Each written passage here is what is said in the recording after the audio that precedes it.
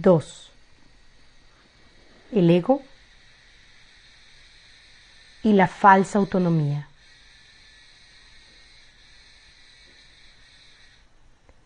Es razonable preguntarse ¿cómo pudo la mente haber inventado al ego?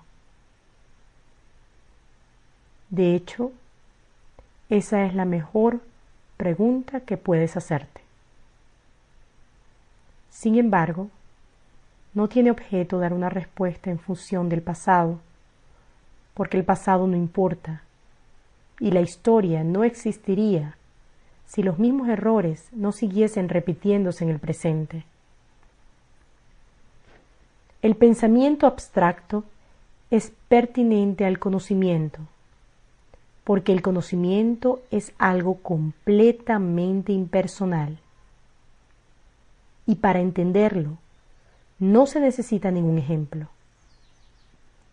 La percepción, por otra parte, es siempre específica y por lo tanto concreta.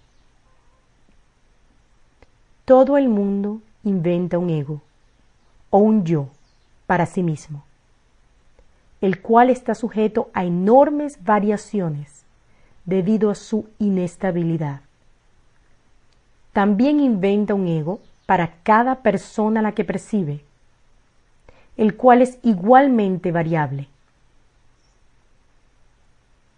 Su interacción es un proceso que los altera a ambos, porque no fueron creados por el inalterable o mediante él. Es importante darse cuenta de que esta alteración ocurre con igual facilidad, tanto si la interacción tiene lugar en la mente como si entraña proximidad física. Pensar acerca de otro ego es tan eficaz en el proceso de cambiar la percepción relativa como lo es la interacción física. No puede haber mejor ejemplo que este de que el ego es solamente una idea y no un hecho. Tu propio estado mental es un buen ejemplo de cómo fue inventado el ego. Cuando repudiaste el conocimiento, fue como si jamás lo hubieses tenido. Esto es tan evidente que basta con que lo reconozcas para constatar que eso es lo que en realidad ocurre. Y si eso ocurre en el presente, ¿por qué habría de sorprenderte que hubiese ocurrido en el pasado? Asombrarnos ante lo inusual es una reacción comprensible. Pero asombrarnos ante algo que ocurre con tanta frecuencia no lo es en absoluto. No olvides, no obstante, que la mente no tiene por qué operar así, aunque así es como opera ahora. Piensa en el amor que los animales sienten por sus crías y en la necesidad que sienten de protegerlas. Eso se debe a que las consideran parte de sí mismos. Nadie repudia lo que considera parte de sí mismo. La manera en que reaccionas ante tu ego es similar a cómo Dios reacciona ante sus creaciones. Con amor,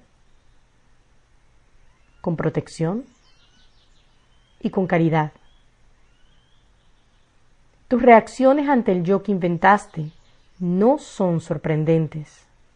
De hecho, son muy similares a la forma en que algún día reaccionarás ante tus creaciones reales, las cuales son tan eternas como tú. No es cuestión, por lo tanto, de cómo reaccionas ante el ego, sino de lo que crees ser. Creer es una función del ego. Y mientras tu origen siga sujeto a interpretaciones, lo seguirás viendo desde el punto de vista del ego. Cuando el aprendizaje deje de ser necesario, simplemente conocerás a Dios. La creencia de que hay otra forma de percibir es la idea más sublime de que es capaz el pensamiento del ego. Ello se debe a que dicha idea reconoce, aunque sea mínimamente, que el ego no es el ser. Socavar el sistema de pensamiento del ego no puede sino percibirse como un proceso doloroso. Aunque no hay nada que esté más lejos de la verdad. Los bebés gritan de rabia cuando se les quita un cuchillo o unas tijeras, a pesar de que, si no se hiciese, podrían lastimarse. En este sentido, todavía eres un bebé. No tienes una idea clara de lo que es el verdadero instinto de conservación y probablemente decidirás que necesitas precisamente lo que más daño te haría. Sin embargo, tanto si lo reconoces ahora como si no, has acordado cooperar en el empeño por llegar a ser inofensivo y servicial, atributos estos que son necesariamente inseparables. Incluso las actitudes que tienes a ese respecto son necesariamente conflictivas, puesto que todas las actitudes están basadas en el ego. Esto, sin embargo, no perdurará. Ten paciencia mientras tanto y recuerda que el desenlace es tan seguro como Dios. Solo aquellos que tienen una sensación real y duradera de abundancia pueden ser verdaderamente caritativos. Esto resulta obvio cuando consideras lo que realmente quiere decir ser caritativo. Para el ego, dar cualquier cosa significa tener que privarse de ella. Cuando asocias el acto de dar con el sacrificio, das solamente porque crees que de alguna forma vas a obtener algo mejor y puedes, por lo tanto, prescindir de la cosa que das. Dar para obtener es una ley ineludible del ego, que siempre se evalúa a sí mismo en función de otros egos. Por lo tanto, está siempre obsesionado con la idea de la escasez, que es la creencia que le dio origen.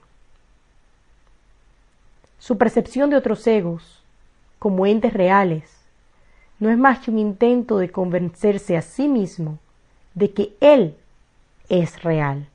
El amor propio, desde el punto de vista del ego, no significa otra cosa que el ego se ha engañado a sí mismo creyendo que es real y por lo tanto está temporalmente menos inclinado a saquear. Ese amor propio es siempre vulnerable a la tensión, término este que se refiere a cualquier cosa que él perciba como una amenaza a su existencia. El ego vive literalmente a base de comparaciones.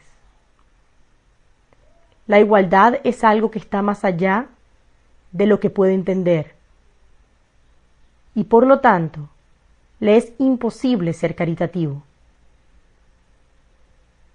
Lo que el ego da nunca emana de una sensación de abundancia, porque él fue engendrado precisamente como un sustituto de ésta. Por eso es por lo que el concepto de obtener surgió en su sistema de pensamiento. Los apetitos son mecanismos para obtener, que representan la necesidad del ego de ratificarse a sí mismo. Esto es cierto tanto en el caso de los apetitos corporales como en el caso de las llamadas necesidades más elevadas del ego. El origen de los apetitos corporales no es físico. El ego considera el cuerpo como su hogar y trata de satisfacerse a sí mismo a través de él. Pero la idea de que eso es posible es una decisión de la mente que está completamente confundida acerca de lo que realmente es posible. El ego cree que tiene que valerse por sí mismo para todo, lo cual no es más que otra forma de describir cómo cree que él mismo se originó. Es este un estado de tanto temor que lo único que puede hacer es dirigirse a otros egos y tratar de unirse a ellos en un débil intento de identificarse con ellos o atacarlos en una demostración igualmente débil de fuerza. No es libre, no obstante, de poner en tela de juicio la premisa que da lugar a todo eso, pues esa premisa es su base. El ego es la creencia de la mente según la cual tiene que valerse completamente por sí misma. Los incesantes esfuerzos del ego por ganar el reconocimiento del espíritu y establecer así su propia existencia son inútiles. El espíritu, en su conocimiento, no es consciente del ego, no lo ataca, simplemente no lo puede concebir en absoluto.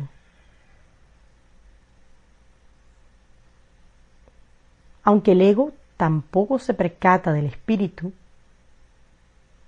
se percibe a sí mismo rechazado por algo más grande que él.